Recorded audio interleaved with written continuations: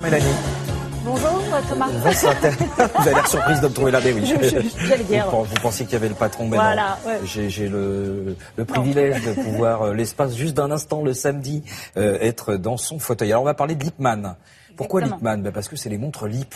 Alors vous vous souvenez bien entendu des montres Lipp parce qu'à l'époque, en 68, il y a la Révolution, c'est l'histoire des Lipp, le conflit, les Lipp veulent reprendre leur outil de production, mais en fait au départ, figurez-vous qu'il s'agit de Lippmann et c'est une famille de tradition horlogère. Ouais, c'est ça, et c'est une véritable dynastie, on pourrait dire, une dynastie qui commence au 19e siècle à Besançon, dans le tout petit atelier d'Emmanuel Lippmann. Elle se poursuit ensuite avec ses deux fils qui eux vont déposer la marque, et puis arrive enfin le petit-fils Frédéric Lippmann, qui lui était un véritable visionnaire et un véritable avant-gardiste. Et c'est lui qui va vraiment faire de cette marque le fleuron de l'industrie française et qui va en faire la marque la plus populaire du XXe siècle. C'était quelque chose à l'époque, C'était vraiment la montre qui donnait l'heure à tout le monde et tous les jours. Alors une montre qui donne l'heure, bon, jusque-là, on va dire que c'est un petit peu ça, mais surtout ce qu'elles avaient de spécifique, c'est que c'était... Parce que d'habitude, normalement, tout ça se déroule en Suisse. C'est là qu'on a l'horlogerie. Et là, c'était tout à coup l'horlogerie française. Française, bien sûr. Et donc, vous allez voir, là, c'est une très belle collection qui va être mise aux enchères par la maison de vente Ivoire à Troyes samedi prochain. Et c'est une collection qui, d'un peu moins de 300 montres, mais alors on est vraiment dans la montre vintage. Là, on est en train de revoir alors celle de gauche. Voilà, ça c'est l'Himalaya, ça c'est, je vous expliquerai après, c'est ce qu'on appelle la Lipstop, c'est très drôle. Ce sont des montres qui vont des années 1910 aux années 1975, 76 à peu près. Donc on est dans la vraie montre vintage. Elles étaient hyper esthétiques, elles étaient très belles pour l'époque, très avant-gardistes. Très grosse valeur, ça va s'envoler. Non, mais non, en fait, si vous voulez, en valeur marchande, ça n'a pas de grande valeur marchande. D'ailleurs, c'était la politique de la maison de pratiquer des prix hyper accessibles, bien sûr. Donc forcément, là, on a un petit peu moins de 300 montres. Je crois que l'estimation globale est de 15 000 €, vous imaginez. Mais ce qui est génial, Thomas, c'est que du coup, vous allez pouvoir vous offrir une belle montre vintage pour quelques dizaines ou quelques centaines d'euros pour les plus belles.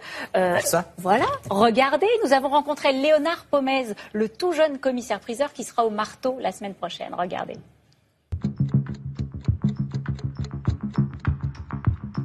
À travers ces 280 montres de la manufacture Lipp, on peut retracer l'histoire de cette maison horlogère française à travers tous ses modèles phares depuis 1900 jusqu'à 1980 et à travers également les personnages clés et historiques qui ont porté toutes ces montres. En 1910, Lipp a demandé à Pierre et Marie Curie de trouver un système pour permettre la lecture de l'heure dans l'obscurité. Et donc, ils vont proposer à Lipp de peindre les cadrans et les aiguilles des montres avec une peinture au radium. C'est la première montre au monde qui est donc luminescente et phosphorescente dans l'obscurité.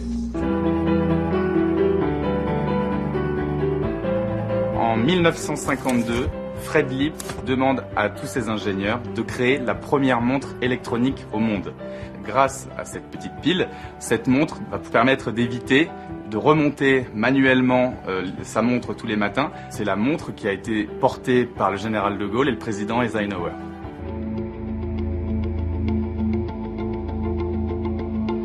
La maison Lipp collait aux événements culturels et historiques. La montre Nautic Ski a été créée pour le centenaire de la marque Lipp en 1967 et commercialisée à partir de 1968, date des Jeux Olympiques d'hiver de Grenoble.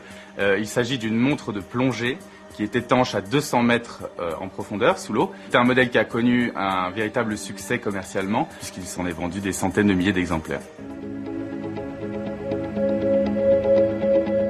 Il faut savoir que dans les années 1970, la maison Lipp connaît de graves difficultés financières. Elle subit de plein fouet la concurrence japonaise et américaine dans les montres électriques.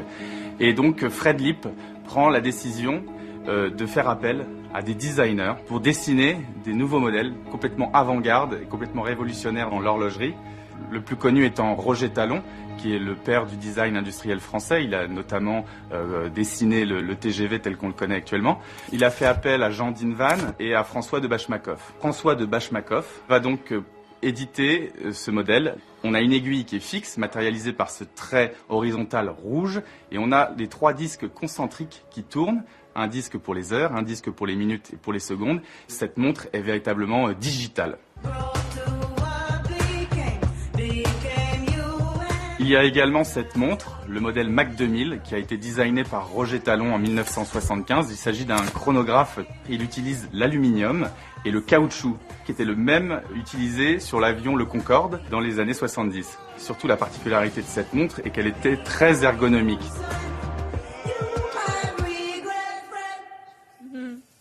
On rappelle où se déroule cette vente aux enchères. Elle se déroule à Troyes. Elle est menée par la maison de vente Ivoire à Troyes. Regardez, je vous montre juste une dernière petite montre. Ça, c'est ce qu'on appelle la Lip Stop ou la Lip Parking. Ça, c'est un vrai modèle de collectionneur. Elle a été produite uniquement entre 1968 et 1971. Quelle est cette particularité? En plus de donner l'heure, vous avez un petit minuteur ici dans le petit cadran en 2001 que vous avez là. Et ça permettait de décompter le temps qui vous restait avant d'aller remettre une pièce dans votre parc-mètre. C'était pas génial, ça. Voilà. On va pouvoir la garder. Je la trouve très jolie. Merci Mélanie. Merci.